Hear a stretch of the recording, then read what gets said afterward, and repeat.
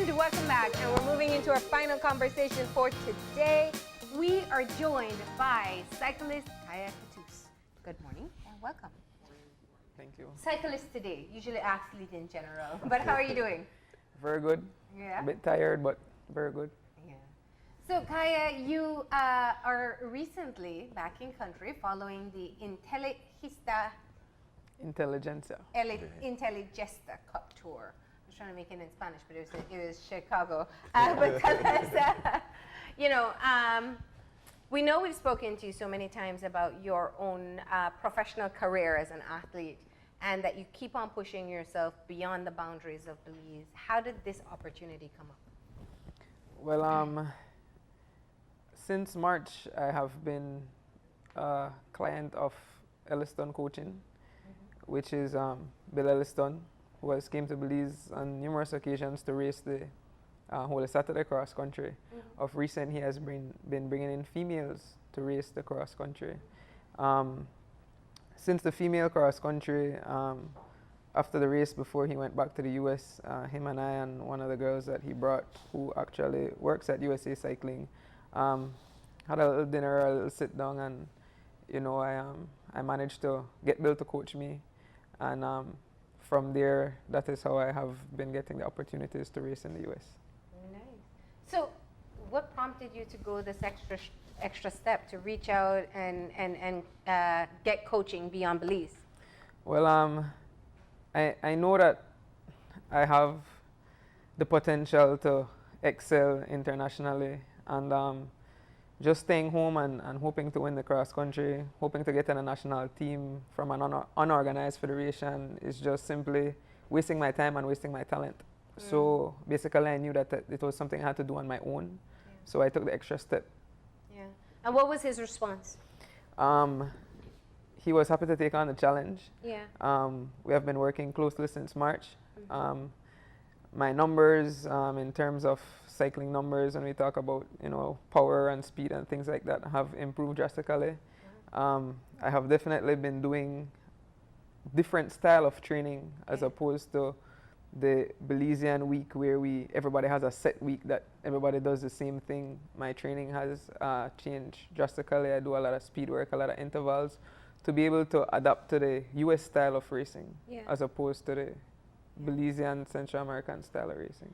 Kaya, for so many years we've been talking to you and we hear all the time, you're very vocal about the struggles you face as a female athlete, specifically a female cyclist. And you've worked with high schools and other girls and even the little ones to try to get a new generation of children and young girls involved in the sport. Do you feel that you're making an impact in what you're doing? And when you look back even 5 years, you feel that the contribution you've made and the push that you're trying to get the sport to recognize women, are we getting there? Somewhat we are getting there. I think that the push although it has been focused on females, the junior males have also gained a lot from this. I can look at, I would say, 90% of the junior population, and I can say that they came out of a Cattouse program. It's a good feeling to see that, and it's a good feeling to also be able to talk to these youths, not only the males but the females as well, and know that they were interested in cycling and they had an avenue to go to actually get into the sport.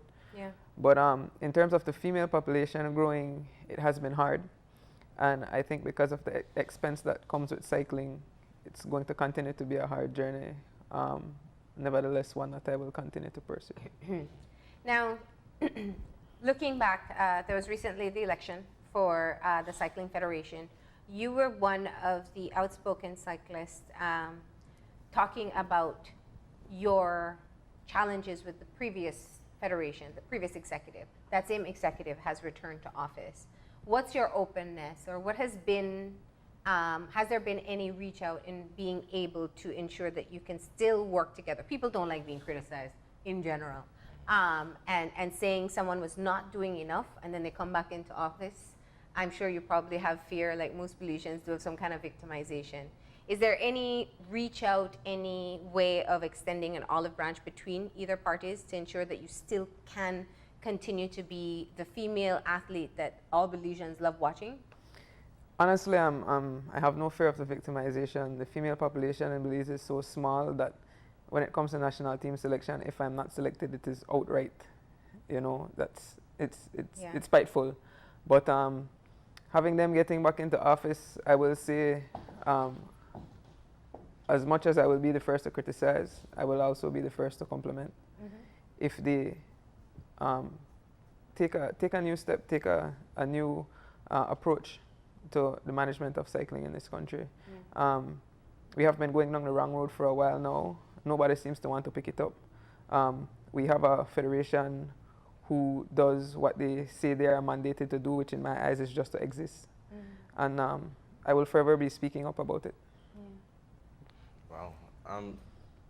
Now, I want to shift away a little in terms of your exposure to these international meets and in terms of the international coaching that you've been getting.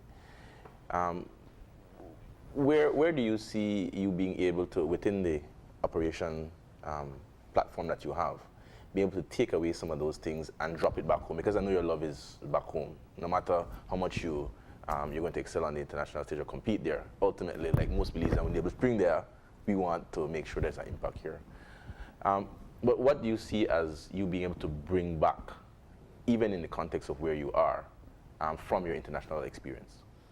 Well, the races that I recently did, it was a 10-day race, not necessarily a tour, more an omnium. And what an omnium is you don't necessarily have to compete every day to be able to continue tomorrow, but throughout the 10 days, the person who accumulates the most points are given at the end of each race. The person who accumulates the most points wins overall. So you can have a winner for each day as well as an overall winner. So in Belize, bringing omnium style racing would be something different for us because we are used to tours. Now, what we see is a lot of our cyclists, a lot of our athletes, or all of our athletes have 8 to 5 jobs. So being able to ride a tour might not necessarily be the ideal thing. You won't have a big field. So doing something like an omnium, having guys pick the days that they're coming to race, would be something that we can look towards starting here in Belize. Interesting. So tell us about your performance. How do you feel about it? Well, like I have expressed on Facebook, it was a very humbling experience. I am used to, when I line up, I am the girl. I am, I'm one to watch. Racing over there, nobody knew me until maybe the 3rd or 4th day. Oh, who's that girl from Belize? It was, crit racing is a completely different style of racing. Quick racing? Criterium. Oh, criterium. The biggest thing there is cornering, and cornering is basically going around a 90-degree curve at speed. 26 miles an hour. A 90-degree curve? Literally 90-degree curve. In the USA they have blocks. So we were racing in the suburbs, and so it was in neighborhood communities, trying to come around these curves. And on the first day, it just totally slipped bill that we don't do crit racing in Belize. Or only crit is the Alberta and Region Street Criterium, which is a 180-degree turn on either side where you come to almost a complete stopper, really slow to come around that curve. But over there, I mean, it's a totally different thing. And on the first day, on the first curve, I was over the sidewalk, up on somebody's lawn, almost in a monster, because, I had no idea how to come around this curve. You never felt more amateur than that before, did you? I mean, and, the females in the field, they're very helpful. Yeah. Everybody wanted to see me master this cornering and, be able to stay in the pack. And every time I came around a corner, I would lose 2 or 3 positions.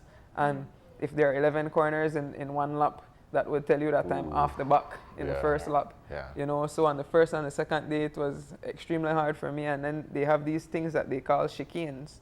And what chicanes are is you make a quick left and then an immediate right. So it's like leaning either direction. But coming around these curves, what I had to learn to do, I was YouTubing apex for a while and figuring out what it is, coming on the outside, hitting the apex and ending up back on the outside of the other side. And leaning, lifting up the foot so that the pedal doesn't touch on the inside, putting a weight on the outside. It was a whole different. That's a whole different technical whole skill you different tried thing. to learn And, while and you're in the race. Exactly. And that was it for me because I had to learn it while racing. So by the 5th or 6th day, I was picking up this cornering thing very good, and I was doing better. I think on the 6th day I had an 8th place finish, as opposed to being in the top 20. I was now in the top 10. But it was a learning experience, and I think after 10 days of racing, on the 9th day I was flying through those corners. Yeah. And the weather wasn't a factor because it was hot. It was hot. The first 2 days it was raining, so it was kind of cold. Well, cold for me is 70 degrees. cool for all of That's it. cool for me too. Everybody else there was fine, but I was trembling at the line. But apart from that, it was in the 80s. It was pretty hot. Nice. We had hot And, days. and you were talking about the cyclists, the other participants being very helpful in Belize, and you talked about you being the person with the target on the back. As a non-cyclist, my understanding in Belize is that, okay, Kaya is the person to watch and everybody sits behind you, and it's not necessarily exercise in terms of a race, it's more strategy that we're going to stick there. Could you talk to us about the camaraderie apart from just the race and the way that the athletes on the international level, how they interact with each other? Over there it was very, very different, and these are the things that open your eyes to see what international sports is about. We had girls from all over the world racing at this cup, and I was able to meet different people, talk to different people. They were not only helpful during the race, but after the race. There was a girl who was she was on the podium almost every day, and her and I were talking after one of the races, and she was telling me, I see you're getting better on your corners, but you need to put the weight on the outside foot and don't touch the brake, and things like that. People just, without even, She could have just kept her head. Yeah. exactly, Yeah. without even asking, they come and they give you the much needed advice, and sometimes it's things that maybe your coach will not see because he's not in the race right there with you taking a corner behind you. And one of the main things in crit racing, when you're coming a curve, it's like the biggest no to touch your brake. And coming around a curve at Instinctive. 25 miles per hour, you're thinking, oh, I need to brake. So people, they would brand you as, oh, you don't want to be sitting behind her because she will be braking in the curve. And if you brake in a curve, that simply means that you have to exert more energy when you come out of the curve to catch up back to the group. Okay. So, it was something to learn, and I guess the quicker I learned it, the better for people behind me would be, so I got a lot of advice. I don't want to prevent any pileup. Yes, and there was a lot of pileups. Yeah. It was Lot an of all females skin race. was It was, lost. In my category, yes, I rode the category Yeah. 2-3, which Yeah. is there were 3 categories of female: 4-5, 2-3, and then the pro 1-2. Okay. The first 2 days I started I in the know pro what any of 1-2. that means. Well, in cycling, you have 5 different categories. Category 5 is when you're coming in as a beginner, and then you move up all the way to a 1. Okay. so you're riding at what level? I am a category 3, Okay. and I rode the 2-3, so I was at the bottom of my category. Okay.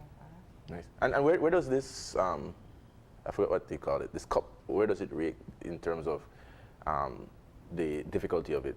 Because I'm assuming it's kind of like Belize. Well, racing Division 1, any Division 2. racing any race for 10 days will definitely pose. After the 3rd or the 4th day, you're already starting to feel some sort of fatigue. That's when you start to have to kick in with your Mental mind strength. work, mental strength, telling yourself that you can continue. When the muscle fails, that's when the brain comes in.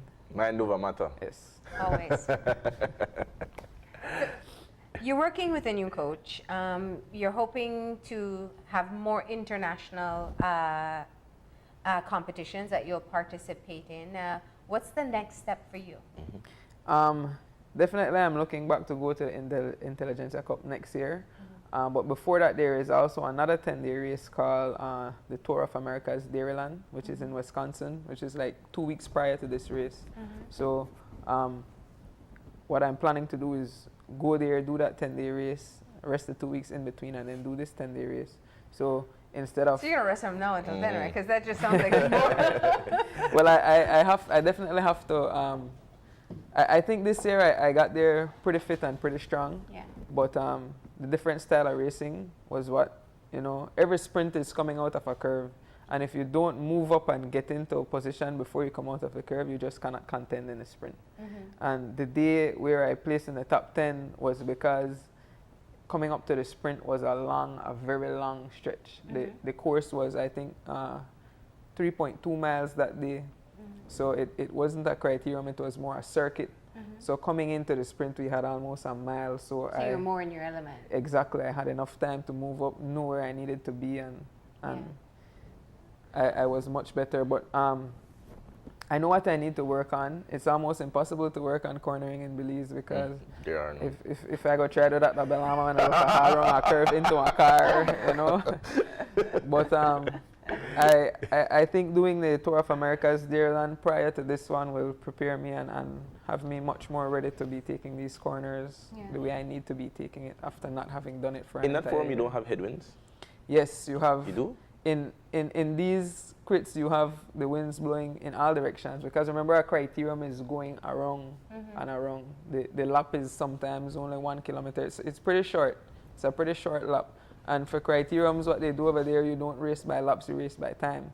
So let's say the race is 1 hour, they would have you do a couple laps and compute an average lap time and then divide it into the remainder of the time left to show you how many laps are remaining, and it's always right on point. Yeah, wow. So, how'd you bounce back the first couple days? You had a tough time in the beginning, probably had higher expectations going in, and there's always that horrible disappointment you feel. How'd you bounce back? I was looking at my meter, my bike computer, and looking at my power output, looking at the speed, and knowing that the training I do in Belize, I have similar power output and higher speed even when I'm doing motor pacing. So that was not a factor for me so much as learning and being determined how to get around these corners properly and stay in the field. And that is what I spent my nights doing, YouTubing and reading and finding out how to get around these corners and stay with the girls. And as much as anybody could explain it to you, I think the best way for me to have done that was by experiencing it and doing it over and over and knowing what I needed to change every time I went around a corner.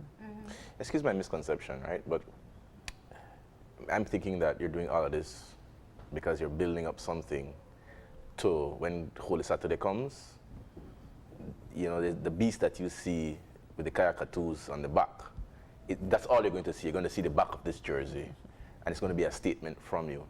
I mean, how does all of these international meets come back and add to your ultimate goal? Well, not ultimate goal, but your Belizean goal for the cyclist enthusiasts. Well, of Holy Saturday.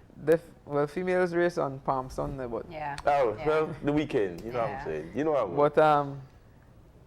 But the different style of racing plays a big role. I mean, being physically prepared for a criterium and being physically prepared for a road race are two different beasts. Yeah. We can take the best crit racer that won all these races over in Chicago and bring her and put her in Belize in a road race, and she would not do as good. Yeah. Road racing is completely different. So racing over there, yes, will build me in terms of putting me in more physical condition, but I still need to do a whole different style of training to be able to walk away from a field. Is it a distraction then? It's not a distraction because what I hope to do is be able to do a whole season in America, racing their whole summer season, their whole summer crit season over there. Yeah. If that ever becomes a possibility financially for me. But it's just, building your resume, putting things together, getting experiences under your belt. Well, I'm glad you touched on that, but what is financially possible? How do you participate in these races? Is it sponsorship? I mean, I see you wearing a Belize jersey there, so you are representing a Belize. It's on her chest. You are representing Belize there, but how do you? Well, that jersey is I won the National Road Championship both in 2016 and 2017, so I am rightfully the National Elite Road Champion of Belize. So I have the right to race in that jersey wherever I go. Yeah. And I have it in red, white, and in blue. So. And you are proud of that. You should be. No, but I mean, you said it before, and you said it without even thinking. And I always tell people, any person who leaves this country and represents us in any way, shape, or form, lose their personal identity and becomes their country identity first. That's if right. they're lucky, people learn their real identity. You become Belize, whether the group from Belize, the one person from Belize. What's the support like in getting you there?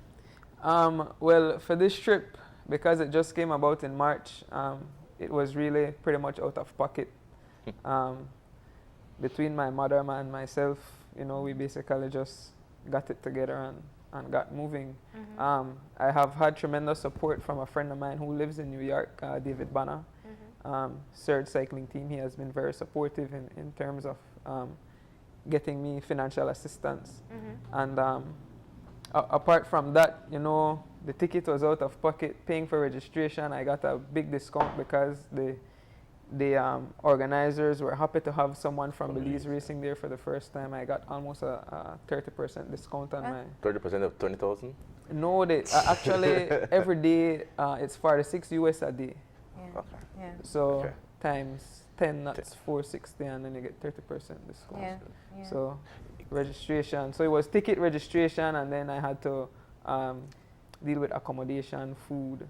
So you did it as your own transportation. self-development? Yes, pretty much. Equipment-wise, in terms of what they have and what you have, are you seeing them eye to eye?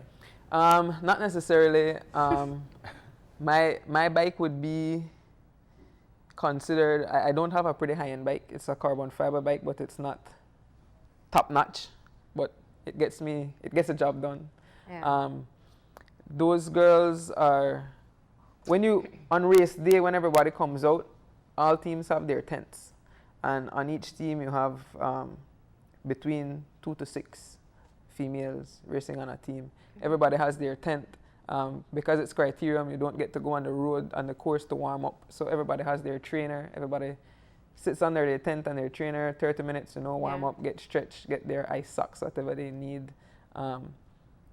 Everybody is taken care of. What's the level of the athletes who are participating?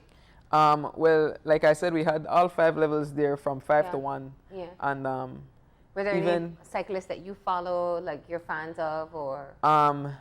quite a few. There were Yeah. quite a few there, especially in the Pro 1-2 races. Yeah. There was this Italian girl there who actually won the Pro 1-2 race, and she's a phenomenal sprinter. She's a very small girl, maybe like 5'4", but complete package. She was able to win all the sprints that she contested except for the first day in the rain. Yeah. And looking at the races, you were able to tell that, you know, her back wheel was slipping. But Wow. I mean, apart from that, she was very phenomenal. There's also this one of the USA stars who just recently started to race about maybe 2 or 3 years ago. She was second in the Omnium, but she was there every day. Her name is Lily Williams. But there are a lot of females who, you know, you follow on Instagram and Facebook, and you just and in the US they tend to go from seasons. They have their summer season where they do road and crit racing, but their road racing is like a circuit race going around a 4-mile loop a couple times. That's what they call a road race, because, you know, they can't get to race on the freeways like we can race on our highways. Yeah. And they go from that to cyclocross, track racing. You know, they have different types of events that they do in cycling. Whereas in Belize, we are only road bike. We don't have mountain bike racing, BMX, cyclocross, track racing, you know, none of that type of stuff. Did you have anybody say, like, man, Kaya, like, in their American accent, you know, aren't there any races in Belize that we could come down, and didn't you try to coordinate them to say, listen, we have a weekend race? I mean, every time I go anywhere and I meet females, I always invite them to come do 2 races in Belize, the New Year's Day and the female cross country, because those are the 2 biggest money race that will at least pay them for their travels if they should win. Yeah. So, you had any takers? Anybody say? All the time people say that they will come, but coming to Belize to race especially is pretty expensive. And they're not going to make it back. they prizes. definitely they won't make it. But it hits you their know, resume, man. I raced in Belize. Somebody can say, "Where's that?" yeah, that's all they will say. Where is that? Yeah. But I mean, going to the US to race is much more beneficial than having them come to Belize to race. I mean, it will be a different experience for them, Yeah. racing in the conditions that we have. A couple girls that I race with have been here to race the female cross country before, and you know, they were asking me every day like, don't you like the smoother roads? Because they were just so shaken up, and that's because we rode on the Western Highway. The Philip Wilson Highway is more, you feel more of that vibration, you know, on the George Price Highway. To me, it's smooth. That's what I'm used to. All right. So how would you summarize the experience overall? Like I said, it was a very humbling one that I have learned a lot from, one that I am eager to go back to. I will try to make this race a part of my summer season every year. And when I got home, I actually got a container and got a paper and wrote Chicago 2019 on it. And I put $1 in there. So I am starting to, you know, make it financially possible for next year. In Belize, I have to say a big thank you to my local sponsors, Smart, my serious cycling club, which is basically my family, Cattouse Trucking, KV Events Planning, David Banner, Sid Williams, and now Elliston Coaching has now become a part of we can say local sponsorship as well. Yeah. Jason's online bike shop as well, Ho Cheng Lee has just came on board. So we are definitely, it's, you know, when we talk about sponsorship, all we're talking about is registration, payment, you know, trying to deal with your bill at the bike shop, which is most likely the biggest bill. And thankfully I have a great relationship with the Ardonis bike shop. So with that, you know, I'm pretty grateful for what I have. Would you like somebody else to go along? Would you like company in terms of another cyclist and a female cyclist go along to have the experience? Would you, as the years go on, apart from your own personal development in the race and the challenges that you face and your improvements that you look forward to, would you like to see other Belizeans going and taking the challenge as well? Definitely, and while I was over there, I hit up a couple people, you know, a couple friends of mine who I knew would be able to save as well and make it financially possible for themselves, and you know, invite them with me to go next year, and thinking that if we could, if maybe 4 or 5 of us can do it, you know, it would be better in cost, you know, in terms of food and accommodation. I think transportation. you think it would also manifest itself in terms of placement too? You think that more Belizeans going, that gives a psychological, like riding with a team? Yeah, I don't know. Riding with a team over there is, at this level, there are a couple teams who bring in only foreigners. Like there was this team called Intent Cycling Team who had a bunch of Colombians and I think a guy from Barbados on their team. There's also a team, I don't remember the name, but it's this guy from Trinidad who owns the team, and he brought some under 23 cyclists from the Caribbean. But there are teams who are willing to, for this race in particular, to bring in international cyclists and basically host them throughout the 10 days. So long as you can get yourself there, you are taken care of. Yeah. And perform well. Yeah. Definitely. My final question, I'm kind of curious. Is there a Caribbean tour, like, you know, you do certain, like, you know, you do a certain number of miles in a particular Caribbean country and then you move around? Is there anything like that? No, I think the biggest race in the Caribbean that all Caribbean countries participate in is the Caribbean Cycling Championship, which is a 2-day event. You have the time trials on the Saturday. In one country? And then the road race on the Sunday. And this is in one country. This happens every year in the month of October. But that would be a nice one. Imagine being like a cycling tourist. You do Barbados, Jamaica, It would be a pretty Trinidad, expensive Belize. one too. Cycling is expensive, but it'd be really good. Yeah, but traveling Caribbean is more expensive. You have to think about the we are what we are. the type of people that you're catering for, and if it would be financially possible or financially feasible for people to actually want to do something like that. Yeah. It'd be sexy though, for sure. For sure. For sure. All right, Gaia, thank you so much for coming in and giving us an update on what you've been up to. We appreciate it. Thank you guys for having And me. good luck. All right. Thanks. We're going to go ahead and take that final break now, and when we come back, we'll have our wrap up, so stay tuned. It'd be like sports tourism.